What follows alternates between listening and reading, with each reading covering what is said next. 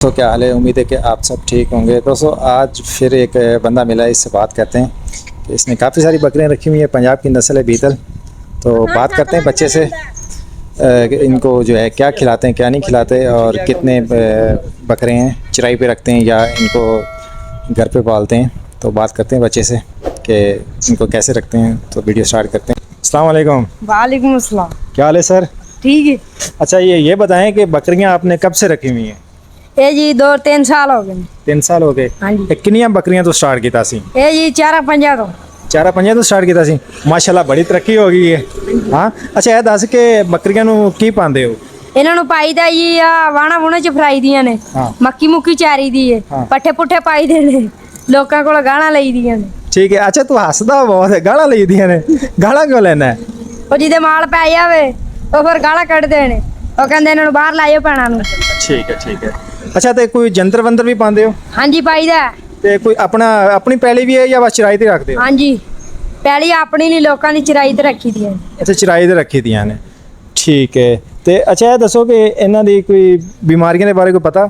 ਇਹ ਬਿਮਾਰੀਆਂ ਹੀ ਇਹਨਾਂ ਨੂੰ ਸਰਦੀ ਨੂੰ ਆ ਜਾਂਦੀ ਹੈ, ਠੰਡ ਲੱਗੇ ਤੇ ਬਿਮਾਰੀ ਹੋ ਜਾਂਦੀ ਹੈ ਇਹਨਾਂ ਨੂੰ। ਕਿਹੜੀ ਕਿਹੜੀ ਹੁੰਦੀ? ਇਹਨਾਂ ਨੂੰ ਬਿਮਾਰੀ ਹੁੰਦੀ ਹੈ, ਮੂੰਹ ਖੋਰ ਆ ਜਾਂਦਾ ਹੈ, ਹਾਂ। ਪੈਰਾਂ ਤੋਂ ਲੰਗਾਉਣ ਲੱਗ ਤੇ ਪੈਂਦੇ। ਮੂੰਹ ਖੋਰ ਦਾ ਇਲਾਜ ਕੀ ਕਰਦੇ ਹੋ? ਉਹ ਟੀਕੇ ਲਵਾਉਣੇ ਪੈਂਦੇ ਫਾਸੀ। ਫਾਸੀ ਟੀਕੇ ਲਵਾਉਣੇ ਪੈਂਦੇ ਤੇ ਆਪੇ ਹੀ ਲਾਉਂਦੇ ਹੋ ਜਾਂ ਕਿਤੇ ਡਾਕਟਰ ਹੈ? ਉਹ ਡਾਕਟਰ ਆਂਦਾ ਇੱਥੇ ਟੀਕੇ ਲਾ। ਠੀਕ ਹੈ। ਅੱਛਾ ਜਿਹੜਾ ਇਹ ਬੱਕਰਾ ਹੈ ਕਿਹੜੀ ਨਸਲ ਦਾ ਹੈ? ਇਹ ਬੀਤਲ। ਬੀਤਲ ਬੱਕਰਾ। ਇਹ ਦਿਖਾਈ ਯਾਰ ਬੱਕਰਾ। ਇਹ ਬੀਤਲ ਬੱਕਰਾ। ਅੰਦਰੀ। ਠੀਕ ਹੈ ਮਾਸ਼ਾਅੱਲਾ ਅੱਛਾ ਬੱਕਰਾ। ਠੀਕ ਹੈ। ਤੇ ਕਿੰਨੇ ਮਹੀਨਿਆਂ ਦਾ? ਇਹ ਜੀ ਸਾਲ ਦੀ ਹੋਣ ਵਾਲੀ ਪੱਠ। ਸਾਲ? ਅੱਛਾ ਪੱਠ ਹੈ। ਹਾਂਜੀ। ਠੀਕ ਹੈ। ਅੱਛਾ ਇਹ ਦੱਸ ਕੇ ਅਗਰ ਕੋਈ ਬੰਦੇ ਨੇ ਬੱਕਰੀਆਂ ਰੱਖਣੀਆਂ ਹੋਣ ਹਾਂਜੀ ਤੇ ਉਹ ਕਿੰਨੀਆਂ ਬੱਕਰੀਆਂ ਤੋਂ ਸਟਾਰਟ ਕਰੇ ਕੰਮ? ਜੀ ਉਹਨੇ ਇਹਨਾਂ ਦਿਨਾਂ 'ਚ ਰੱਖਣੀਆਂ ਨੇ ਤੇ ਕੋਈ 6-7 ਰੱਖ ਲਵੇ ਜੀ। 6-7 ਰੱਖ ਲਵੇ। ਹਾਂਜੀ ਬੱਕਰਾ ਵੇਚਾਂਗਾ ਛੱਡੇ ਸਾਨੀ ਵਾਲਾ। ਠੀਕ ਹੈ। ਹਾਂਜੀ ਤੇ ਕੀ ਕਹਿੰਦੇ ਹੋ ਤੁਸੀਂ ਅਗਰ ਕੋਈ ਬੰਦਾ ਜੇ ਲੈਣੀਆਂ ਹੋਣ? ਨਹੀਂ ਹਾਂਜੀ। ਅਗਰ ਕੋਈ 10 ਬੱਕਰੀਆਂ ਬੰਦਾ ਰੱਖ ਲੈਂਦਾ ਹੈ ਹਾਂਜੀ ਤੇ ਕੀ ਕਹਿੰਦੇ ਕਿ ਉਹਦੇ ਵਾਸਤੇ ਕਿੰਨਾ ਕੁ ਉਹਦੇ ਫਾਇਦਾ? ਵਾਸਤੇ ਫਾਇਦਾ ਜੀ ਬਹੁਤ ਹੈ। ਜੇ ਅਗਲਾ ਨੀਅਤ ਨਾ ਚਾਰੇ ਕਿਤੇ ਲਿਜਾਵੇ ਲਜੂਵੇ ਨਾ, ਚੋਰੀ ਨਾ ਮਣੇ ਤੇ ਉਹ ਫਾਜ਼ਤ ਸਹੀ ਰਹਿੰਦੀ। ਅੱਛਾ, ਉਹ ਚਾਰੇ ਚੂਰੇ ਘਰ ਵੀ ਪੱਠੇ ਨਾ ਪਾਵੇ, ਬਾਹਰ ਚਰਾਈ ਚੁਰੀ ਤੇ ਰੱਖੋ, ਫਾਜ਼ਤ ਹੁੰਦੀ। ਇਹਨਾਂ ਨੂੰ ਹੁਣ ਘਰੇ ਪੱਠੇ ਪਾਓਗੇ ਨਾ ਬਾਹਰ ਨਹੀਂ ਚਰਨਾ।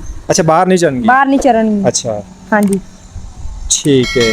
ਤੇ ਕੱਲਾ ਹੀ ਹੋਣਾ ਹੈ? ਨਹੀਂ ਜੀ ਹਾਂ 3-4 ਜਣੇ ਹੁੰਦੇ। 3-4 ਜਣੇ। ਤੇ ਬੱਕਰੀਆਂ ਸਾਰੀਆਂ ਤੁਹਾਡੀ ਇਕੱਲੇ ਦੀਆਂ ਨੇ ਜਾਂ ਕੋਈ ਹੋਰ ਵੀ ਨਾਲ ਪਾਈ? ਇਹ ਜੀ ਚਾਰਾ ਘਰਾਂ ਦੀਆਂ ਨੇ। ਅੱਛਾ ਚਾਰਾ ਘਰਾਂ ਦੀਆਂ ਨੇ। ਹਾਂਜੀ। ਮਾਸ਼ਾਅੱਲਾ। ਤੇ ਅੱਛਾ ਇਹ ਕੁਰਬਾਨੀ ਗੁਜ਼ਰੀ ਹੈ, ਤੁਸੀਂ ਕੋਈ ਬੱਕਰੇ ਆਪਣੇ ਘਰ ਦੇ ਵੇਚੇ ਵੀ ਨੇ? ਹਾਂਜੀ ਵੇਚੇ ਨੇ। ਠੀਕ। ਕਿੰਨੇ ਵੇਚੇ? 4 ਬੱਕਰੇ ਵੇਚੇ ਨੇ।